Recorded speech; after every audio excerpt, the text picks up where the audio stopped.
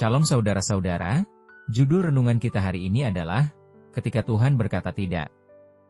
Mari kita membaca Kisah Para Rasul pasal 12 ayat 2-3 bagian A. Ia menyuruh membunuh Yakobus, saudara Yohanes, dengan pedang. Ketika ia melihat bahwa hal itu menyenangkan hati orang Yahudi, ia melanjutkan perbuatannya itu dan menyuruh menahan Petrus. Saudara, dapatkah kita menerima kehendak Tuhan ketika Dia menjawab tidak pada permohonan kita? Dikisahkan bahwa Raja Herodes menangkap Petrus dan akan mengeksekusinya. Tetapi pada malam hari itu ketika jemaat berdoa, malaikat Tuhan membebaskan dia. Nyawa Petrus diselamatkan. Tuhan secara ajaib menjawab doa-doa umatnya pada malam itu. Tetapi sebelum kejadian itu, Yakobus juga ditangkap oleh Herodes. Namun keadaannya berbeda dengan Petrus. Yakobus dieksekusi mati. Mengapa Tuhan tidak menolong Yakobus? Apakah jemaat tidak berdoa untuk Yakobus?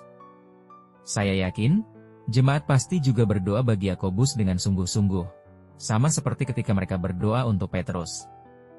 Tetapi jawaban Tuhan pada waktu itu adalah tidak. Apakah ini berarti Tuhan lebih mengasihi Petrus lebih daripada mengasihi Yakobus?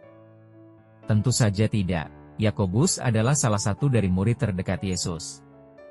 Tetapi Tuhan mengizinkan Yakobus mati sementara Dia terus memakai Petrus untuk melayaninya. Yang menarik adalah respon dari jemaat di Yerusalem.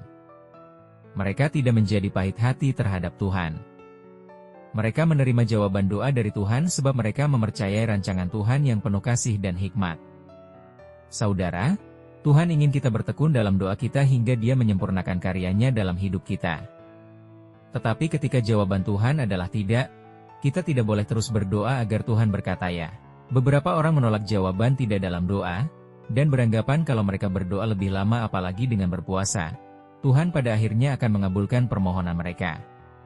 Saudara, tujuan berdoa bukanlah untuk memaksa Tuhan mengikuti keinginan kita, tetapi justru untuk menyesuaikan diri kita dengan kehendak Tuhan. Kita harus belajar mempercayai Tuhan sehingga ketika Dia berkata tidak, kita dapat menerima bahwa kehendaknya sebagai yang terbaik. Amin.